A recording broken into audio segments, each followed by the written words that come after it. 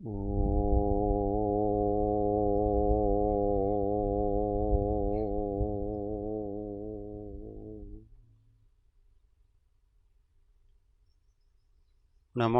અરિહંતાણં નમો સિદ્ધાણં નમો આયર્યાણં નમો ઉવજ્જાયાણં નમો લોયે સવસાહુણં એસો પંચણમુક્કારો સવપાવપણાસણો મંગલાણં ચ સવ્યેસિં પડમં હવૈ મંગલમ. ઓમ નમો અરિહંતાણં. મહાદેવ્યા કુક્ષિરત્નં શબ્દજીતર્વાત્મજં રાજચંદ્રમ અહં વંદે તત્વલોચનદાયકમ. જે સ્વરૂપ સમજ્યા વિના પામ્યો દુઃખ અનંત, સમજાવ્યું તે પદ નમો શ્રી સદ્ગુરુ ભગવન. પરાત્પર ગુરુવે નમઃ. પરંપરાચાર્ય ગુરુવે નમઃ. પરમ ગુરુવે નમઃ. સાક્ષાત પ્રત્યક્ષ સદ્ગુરુવે નમો નમઃ. અનંત અનંત ભાવ ભેદથી ભરેલી ભલી અનંત અનંત નય નિક્ષેપે વ્યાખ્યાની છે. સકલ જગત હિત કારિણી હારિણી મોહ તારિણી ભવાબ્ધિ મોક્ષ ચારિણી પ્રમાણી છે. ઉપમા આપ્યાની જેને તમારા ખવી તે વ્યર્થ આપવાથી નિજ મતિ મપાઈ મેં. અહો રાજ ચંદ્ર બાળ ખ્યાલ નથી પામતાય જીનેશ્વર તણી વાણી જાણી તેણે જાણી છે. ગુરુરાજ તણી વાણી જાણી તેણે જાણી છે. ઓ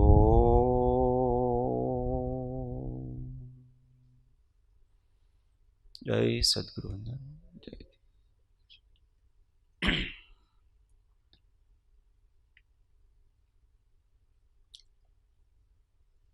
તત્વચર્ચામાં પરમ તત્વજ્ઞ શ્રીમદ રાજચંદ્ર વિરચિત શ્રી આત્મસિદ્ધિ શાસ્ત્ર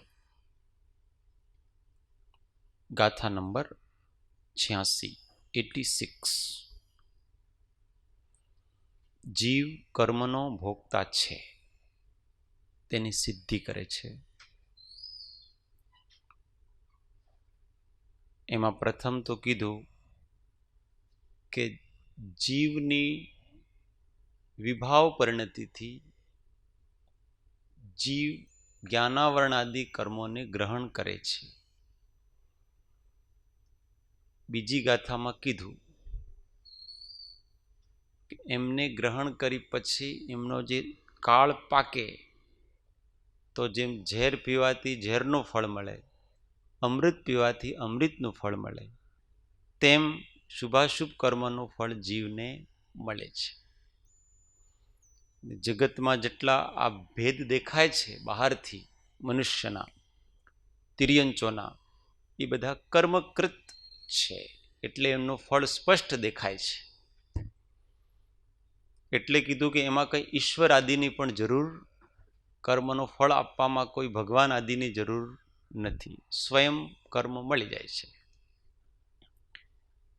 હવે છેલ્લો જે શંકા કરી હતી, છેલ્લી શંકા શું કરી હતી કે ઈશ્વર સિદ્ધ થયા વિના જગત નિયમ નહીં હોય,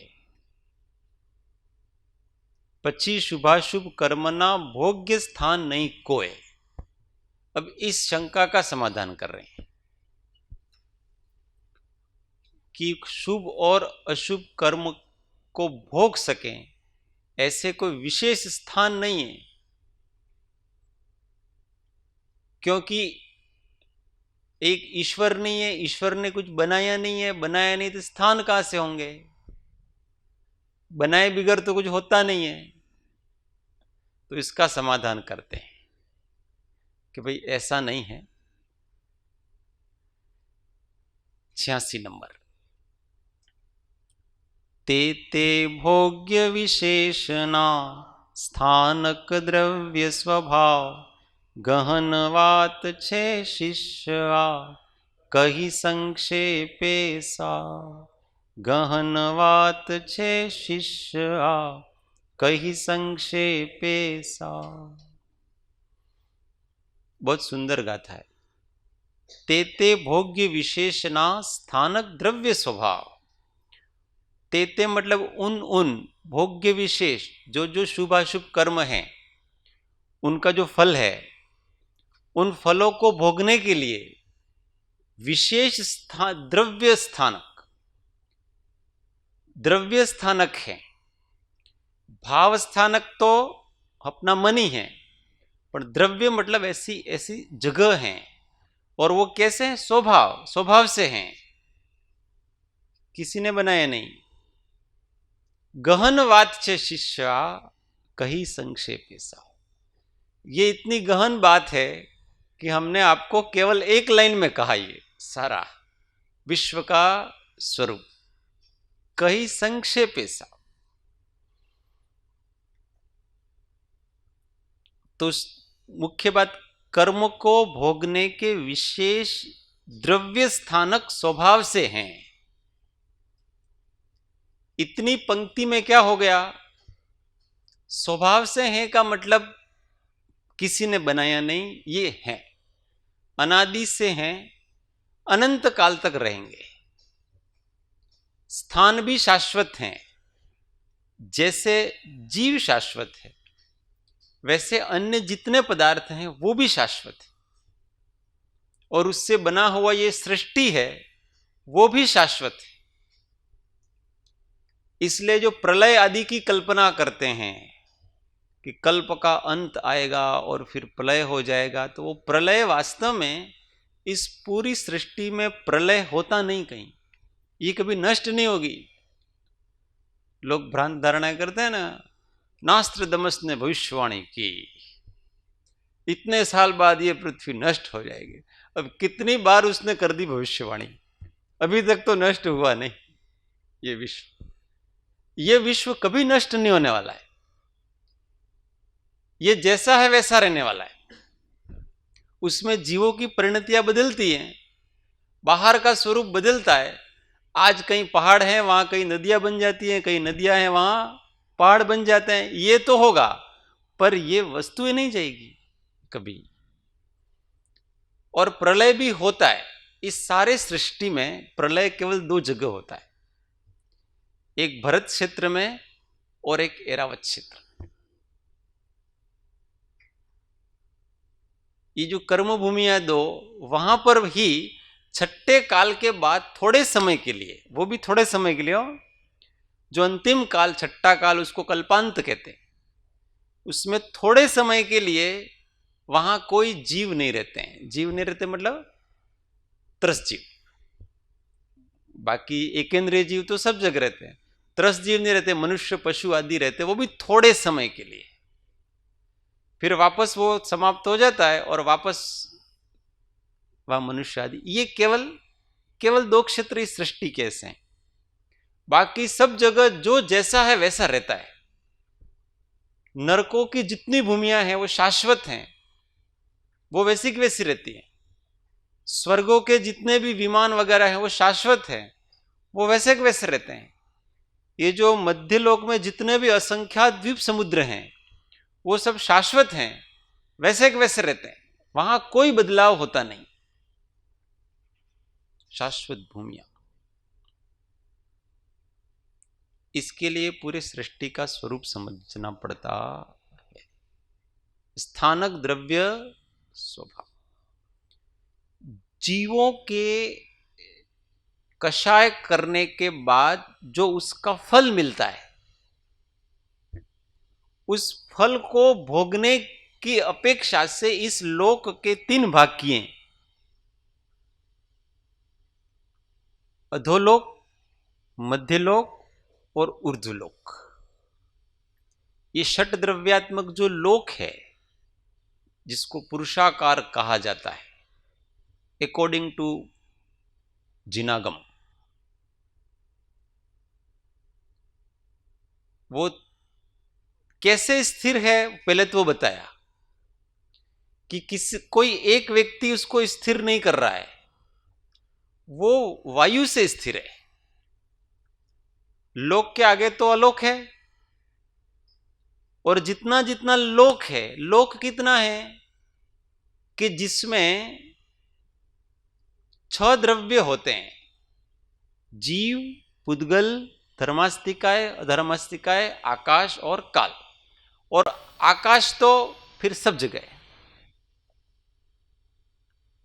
इसलिए विश्व और लोक में अंतर है। क्या अंतर है?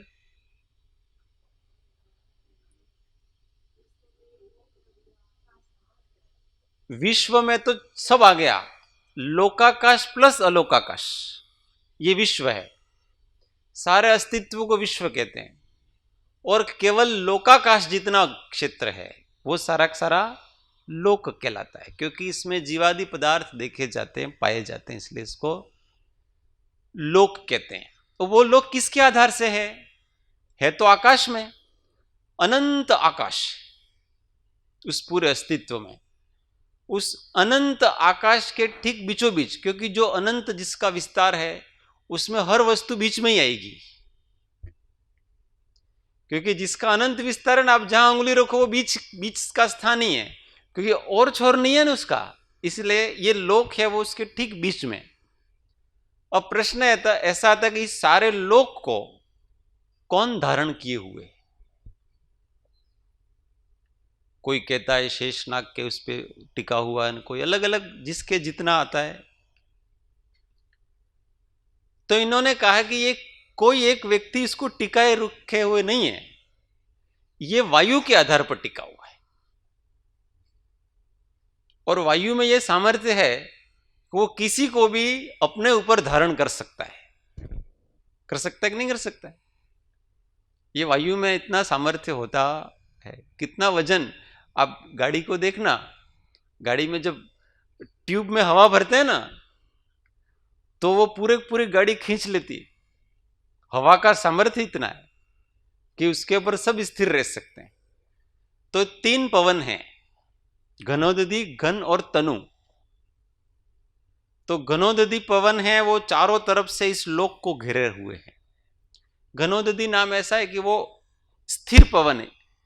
वायु 2 प्रकार की, एक स्थिर वायु और एक अस्थिर वायु।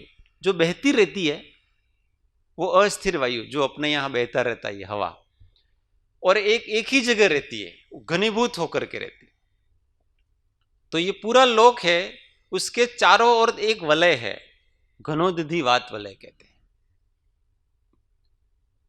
उस घनोदधि वात वलय के चारों तरफ एक घन वात वलय, वो थोड़ी ठोस प्रकार की, ये थोड़े द्रव प्रकार की वायु। और फिर उसके चारों तरफ एक तनुवात वलय, बहुत विरल विरल है थोड़ा, उसको तनुवात वलय कहते हैं। ये तीनों स्थिर पवन हैं। इन तीनों के आधार से ये लोक हैं। और वो तीनों पवन किसके आधार से हैं? तो आकाश के आधार से। आकाश किसके आधार से है? अपने आप। उसको कोई आधार की जरूरत होती नहीं, क्योंकि जो सबका आधार है उसको किसी के आधार की जरूरत होती नहीं। इसलिए सबका आधार आकाश, आकाश के आधार से ये तनुवात वलय, तनुवात वलय के आधार से ये घनवात वलय, घनवात वलय के आधार से ये घनोदधी वात वलय, घनोदधी वात वलय के आधार से ये सारा जितना लोक है, अब वो लोक कितना है तो उसको 3 भागों में बांटा।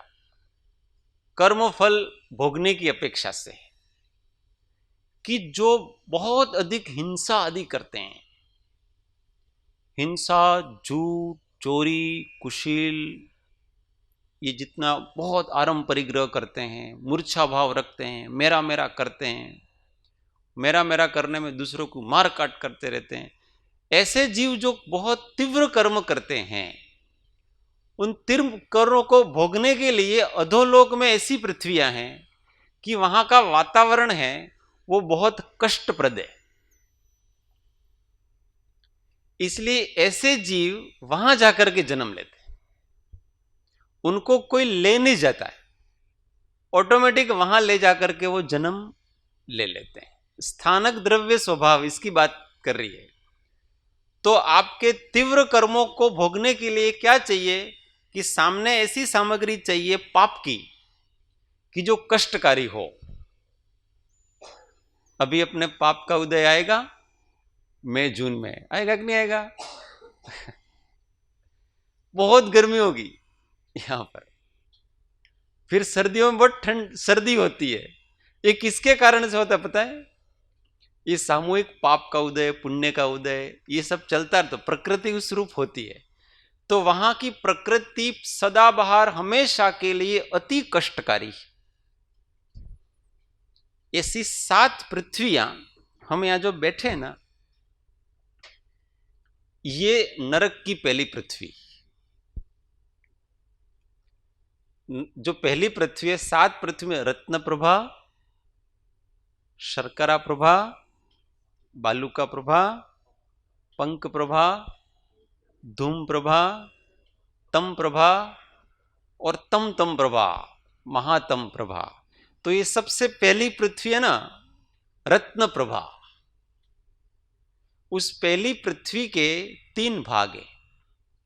पहला खर भाग, दूसरा पंक भाग और तीसरा अबहुल भाग। तो इसका जो सबसे पहला भाग है खर भाग, उसका जो सबसे पहला स्तर है, उसके भी 16 स्तर हैं, 16 पटल, ऐसी ऐसी 16 पृथ्वियां, एक के ऊपर एक, एक के ऊपर एक, एक के ऊपर अलग अलग जगह, थोड़ा थोड़ा स्थान छोड़ करके। उसमें जो सबसे पहला ऊपर का सतह है, उसके ऊपर हम रहते हैं, और उसी के ऊपर ये असंख्यात द्वीप समुद्र वगैरह, ये मध्यलोक सारा का सारा जितना भी है वो वहां पर फैला हुआ है।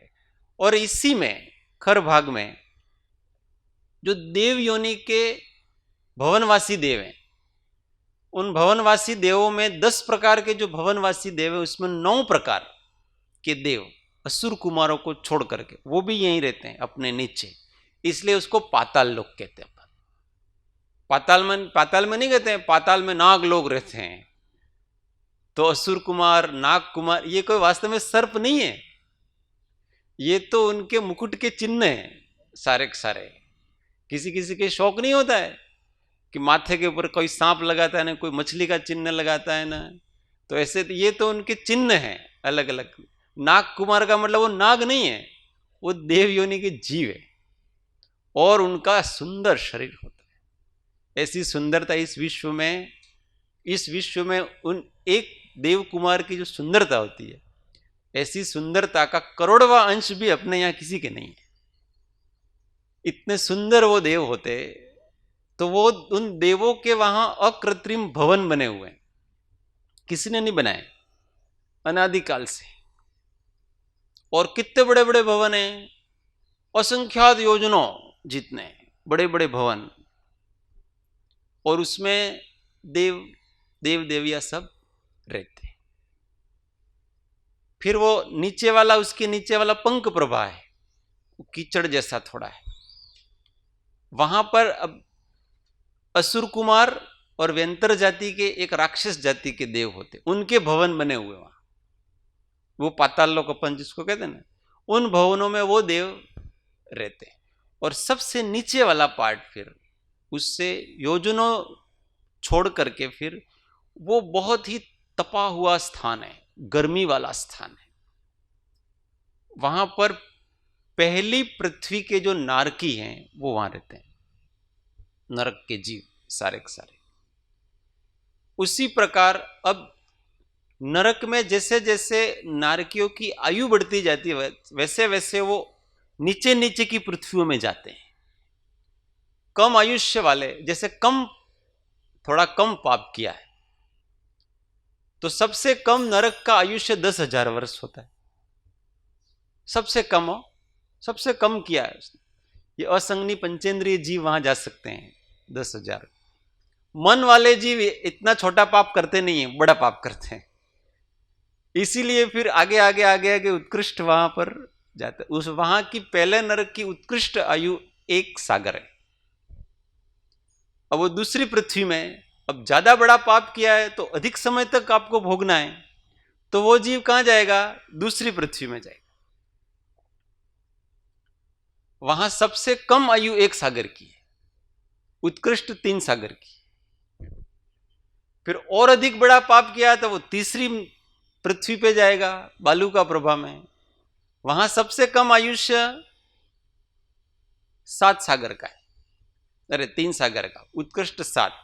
ऐसा करते करते फिर चौथी में, फिर 5वीं में, फिर 6ठी में, 7वीं पृथ्वी जो नरक की है उसमें सबसे उत्कृष्ट आयु 33 सागर का है, वो वहां जाता है और वहां अपने कर्मों को भोगता है। पहली, दूसरी, तीसरी, चौथी और पांचवी का 2/3 भाग, ये सब गर्म स्थल हैं, गर्मी के स्थान है। और यहां कितनी गर्मी होती है तो अपने को ज्यादा तो समझ में नहीं आती है, परंतु अपने यहां जून महीने में जैसलमेर में, बाड़मेर प्रदेश में जितनी गर्मी होती है जून महीने में, उसको अनंत के साथ गुणा कर दो। कितना कर दो? 1 के साथ नहीं, करोड़ के साथ नहीं, अबज के, 1 अनंत के साथ गुणा कर दो। और जितनी गर्मी होती है ना उतनी गर्मी उन उष्ण नरकों में होती।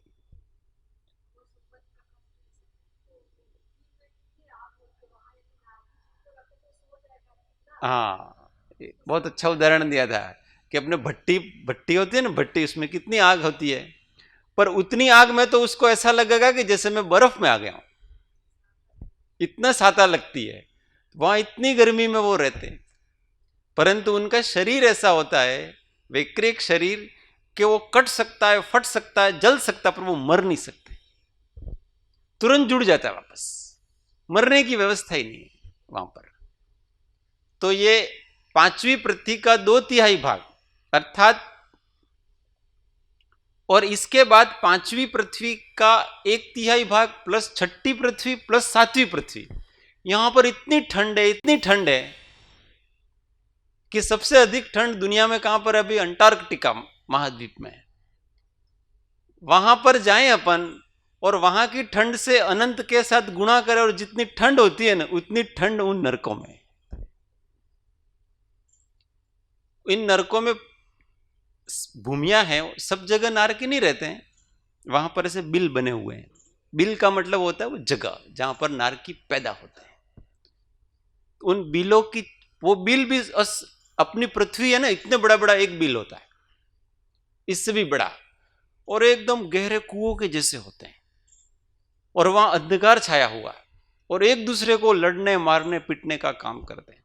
वहां पर कोई भी यहां से जीव कोई मरा पाप करके और वहां जन्म लेना है, तो वो बिल का जो छत होती है ना, ये छत, ये उसकी योनि स्थान है।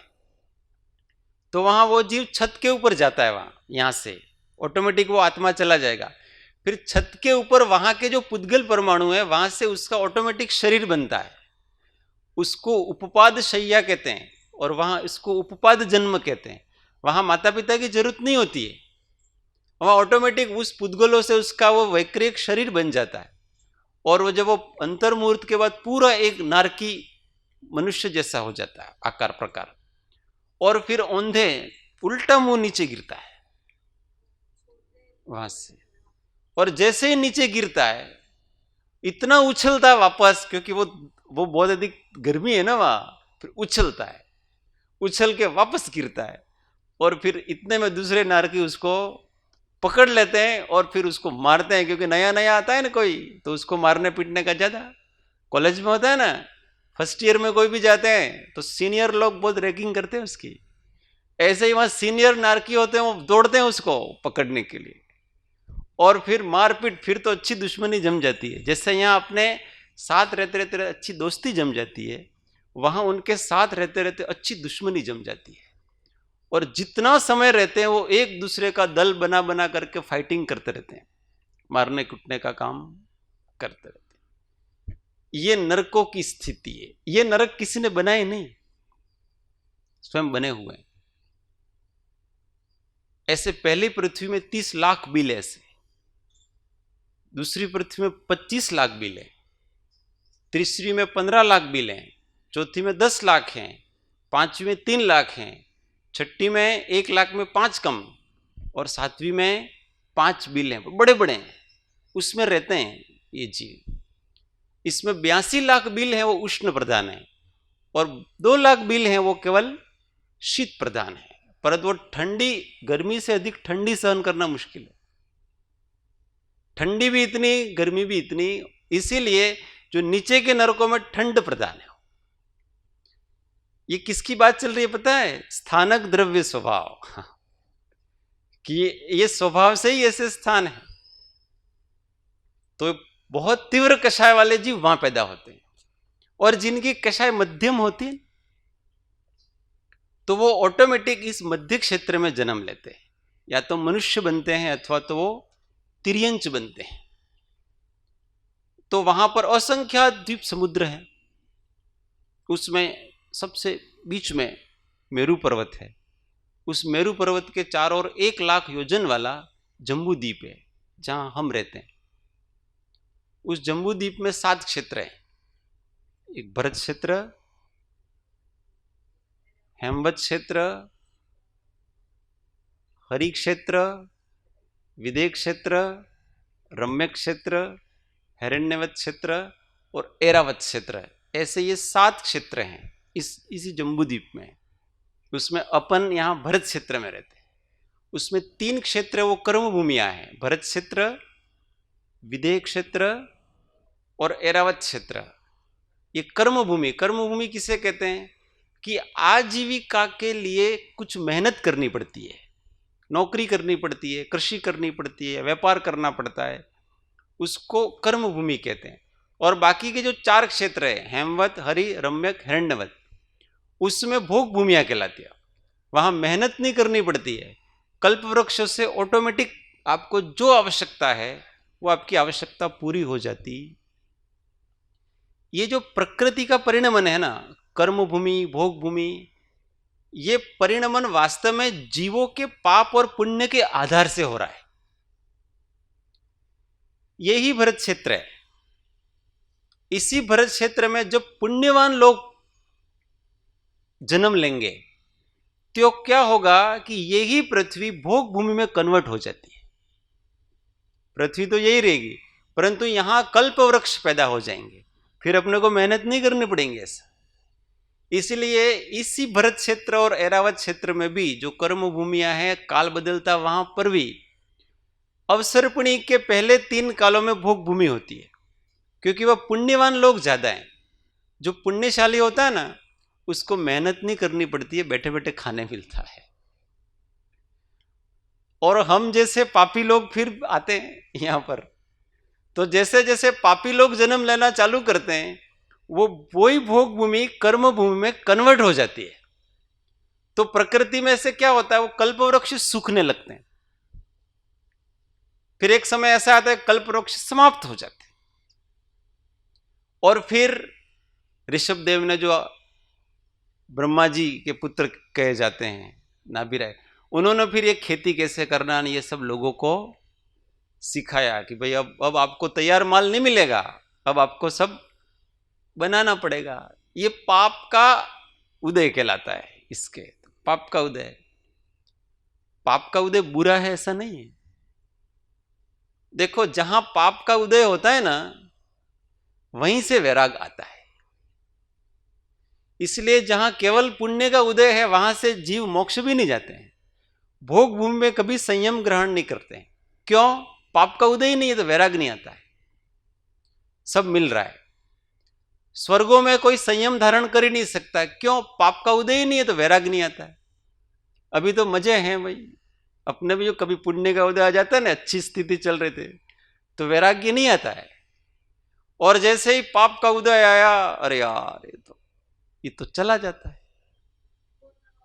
जग में जिसको निज कहता में, वह छोड़ मुझे चल जाता है। मैं आकुल व्याकुल हो लेता, व्याकुल का फल व्याकुलता। मैं शांत निराकुल चेतन हूँ, है मुक्ति रमा सहचर मेरी। यह मोह तड़क कर टूट पड़े, प्रभु सार्थक फल पूजा तेरी। तो पाप का उदय गलत नहीं है। मोक्ष प्राप्ति के लिए पाप का उदय जरूरी है। कर्म निर्जरा के लिए पाप का उदय बहुत जरूरी है, नहीं तो इसलिए कर्म भूमि से मोक्ष जाते हैं।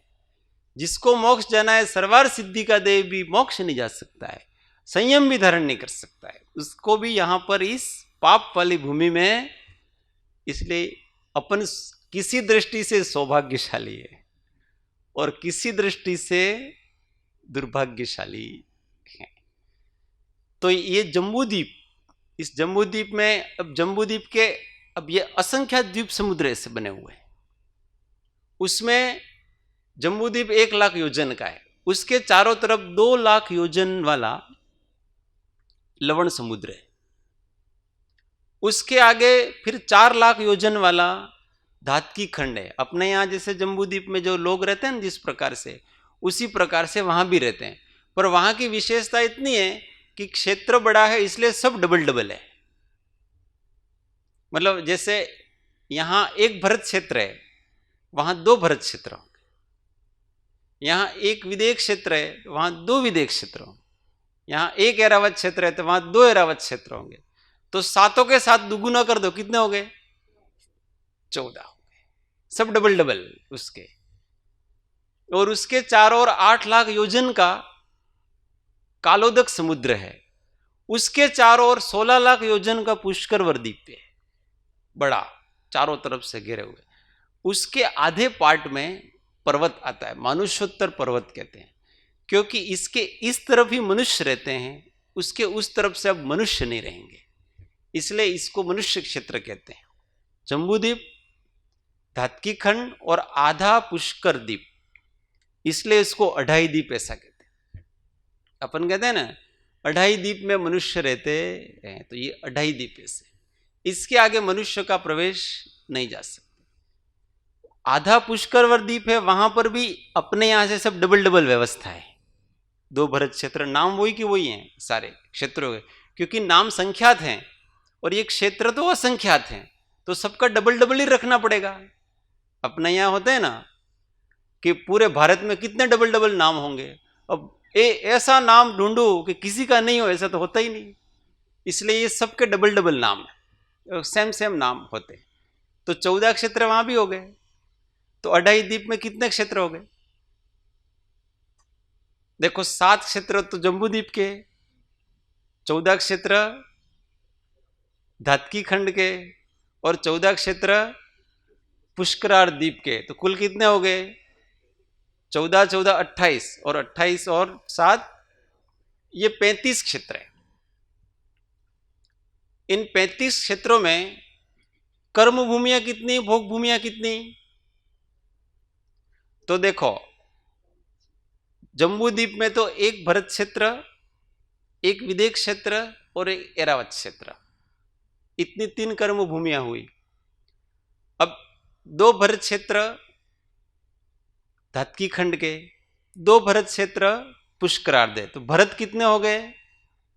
5 भरत हुए। उसी प्रकार ऐरावत कितने हुए? 5 ऐरावत हुए। विदेह क्षेत्र कितने हुए? 5 विदेह क्षेत्र हुए। कर्म भूमियां कितनी हुई? 15 कर्म भूमियां। बाकी के जो बचे वो भोग भूमियां हैं। तो 5 हेमवत क्षेत्र, 5 हरि क्षेत्र, 5 रम्य क्षेत्र, 5 हिरण्यवत क्षेत्र। तो कितने हो गए? ये 20 हो गए। ये अभी मैं विराट दर्शन कराना है।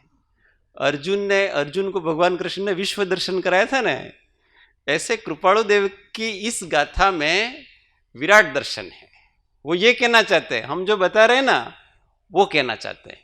उन्होंने तो ऐसा कह दिया कहीं संक्षेपे साव, पर हम उसको थोड़ा डिटेल कहेंगे उसको। तो ये कितने हो गए? भोग भूमियां कितनी हो गई?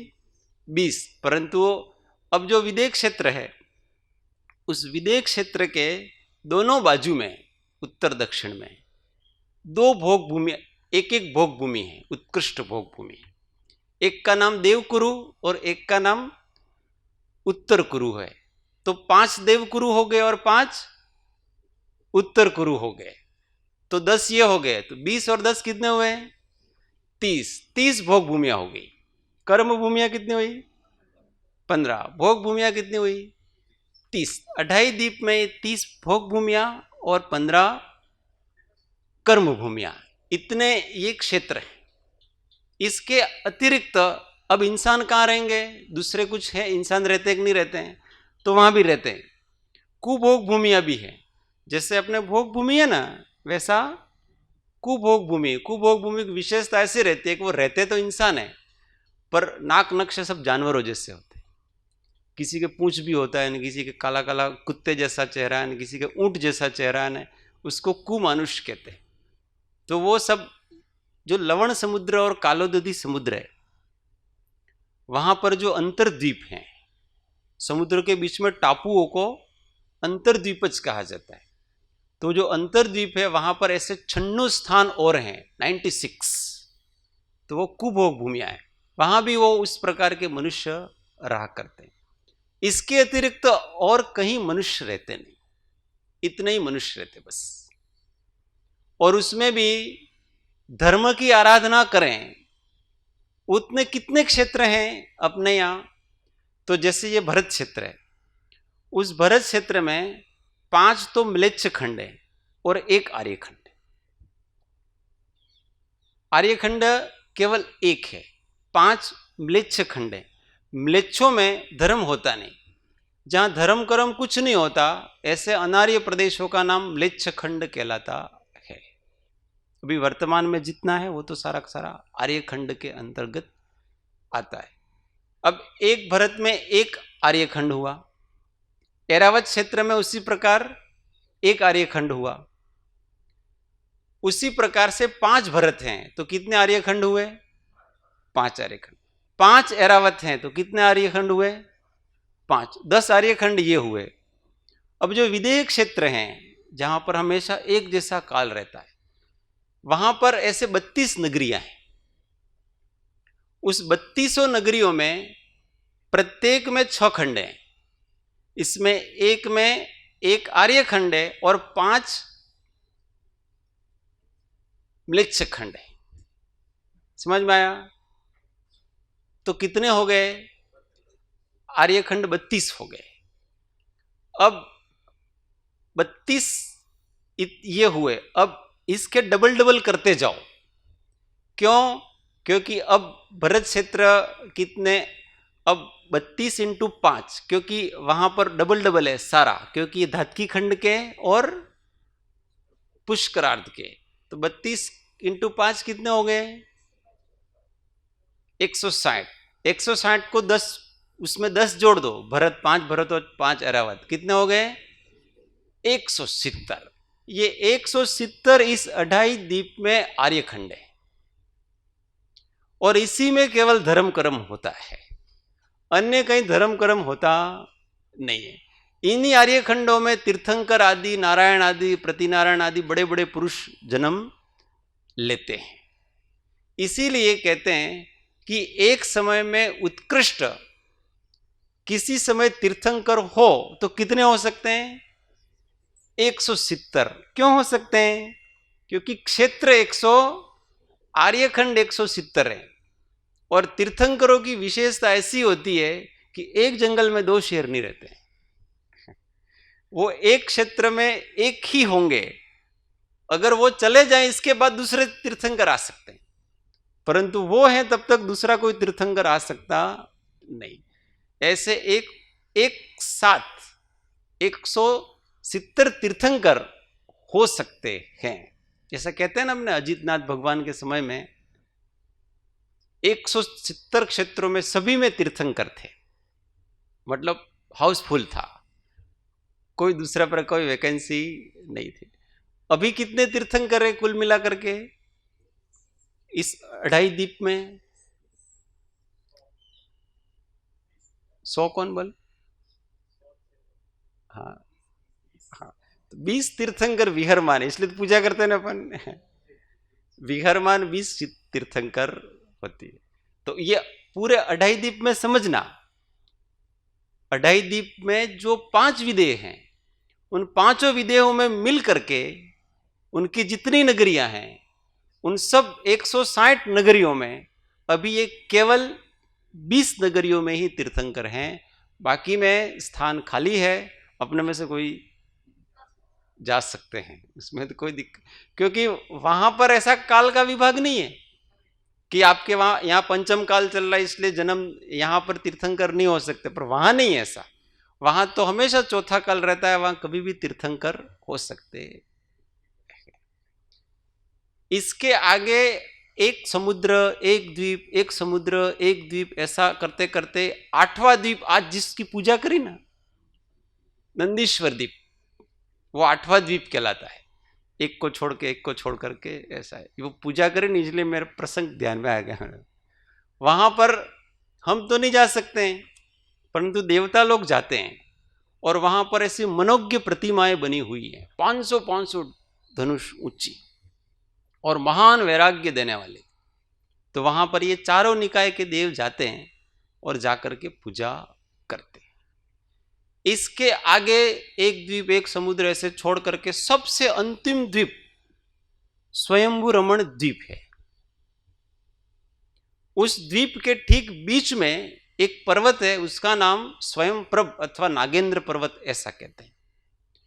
तो उस पर्वत से इधर देखो, मानुष्योत्तर पर्वत और नागेंद्र पर्वत, उस बीच में असंख्यात द्वीप समुद्र हैं, परंतु उसमें कौन कौन से जीव नहीं रहते हैं? 2 इंद्रिय, 3 इंद्रिय, 4 इंद्रिय, विकल्पत्रय जीव रहते ही नहीं है उसमें, और 5 इंद्रिय भी जीव नहीं रहते हैं, असंगनी पंचेंद्रिय भी नहीं रहते हैं, संगनी पंचेंद्रिय भी नहीं रहते हैं। इतने जीव तो इन द्वीपों समुद्रों में रहते ही नहीं है। अब कहां रहेंगे? अब वो नागेंद्र पर्वत के उधर जितना आधा द्वीप बाकी रहा, वहां पर अब वो 10 जीव चालू हो जाएंगे वहां पर रहना। और फिर अंतिम समुद्र है वो स्वयंभू रमण समुद्र है। अंतिम द्वीप तो कौन सा है? स्वयंभू रमण द्वीप। और अंतिम समुद्र कौन सा है? स्वयंभू रमण समुद्र। वहां पर हमेशा पंचम काल जैसी व्यवस्था है, जैसे अपने यहाँ होता है ना पंचम काल में, जैसा कि मोक्ष तो नहीं प्राप्त कर सकते हैं, परंतु सम्यक दर्शन आदि तो प्राप्त कर ही सकते हैं। और इस प्रकार के जीव जंतु, मनुष्य तो नहीं रहते हैं, मछलियाँ वगैरह, जलचर वगैरह ये सब रहते हैं। वहाँ पशु होते हैं, पशु भी सम्यक दृष्टि होते हैं। ऐसा कहते हैं कि उस स्वयंभू रमण द्वीप और स्वयंभू रमण समुद्र में असंख्यात तिर्यंच 5वें गुणस्थानवर्ती श्रावक हैं। श्रावक अपने यहाँ जैसे श्रावक होते हैं ना, इस प्रकार के वहाँ पर वो जीव भी ऐसा पालन करते हैं, अपने हिसाब से करते हो। अपन बात किसकी कर रहे थे?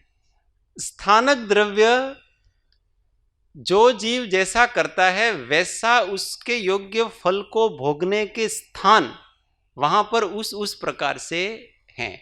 उसी प्रकार से फिर ये बहुत बड़ा ऊर्ध्व लोक है, अपने पास समय नहीं है।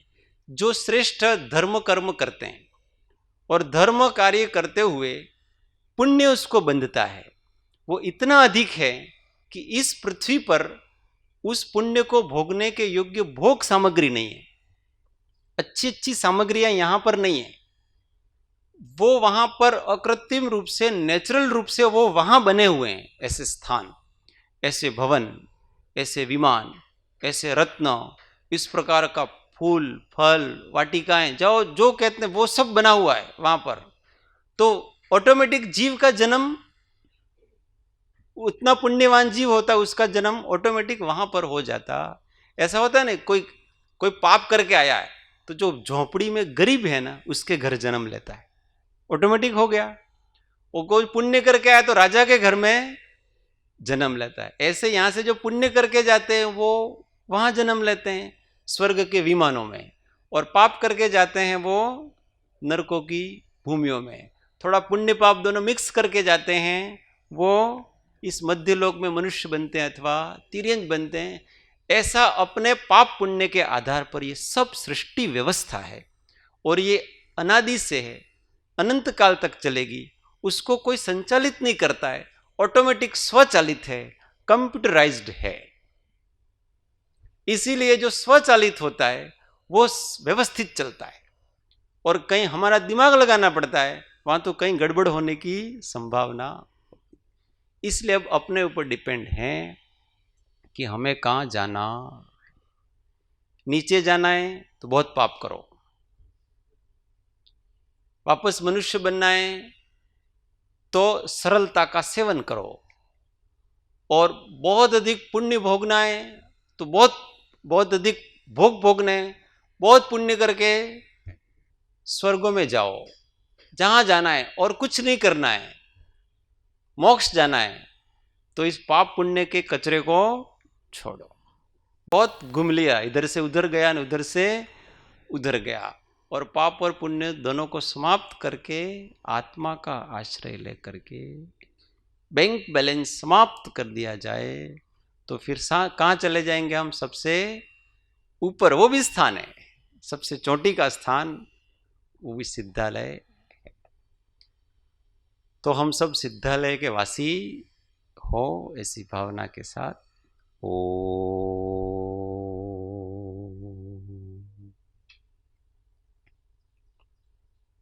सुखधाम अनंत सुसंत चही, दिन रात्र रहे तध्यान, पर शांति अनंत सुधामय जे, प्रणमो पद तेवर तेज, हो प्रणमो पद तेवर तेज।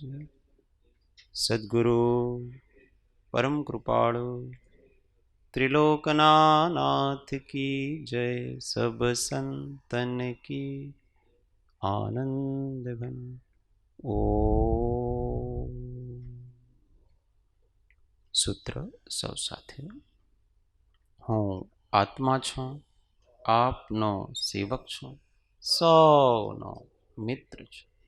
हूँ आत्मा छूँ, आपनो सेवक छूँ, सौनो मित्र छूँ। हूँ आत्मा छूँ, आपनो सेवक छूँ, सौनो मित्र छूँ। ओम शांति शांति शांति। जय सद्गुरु।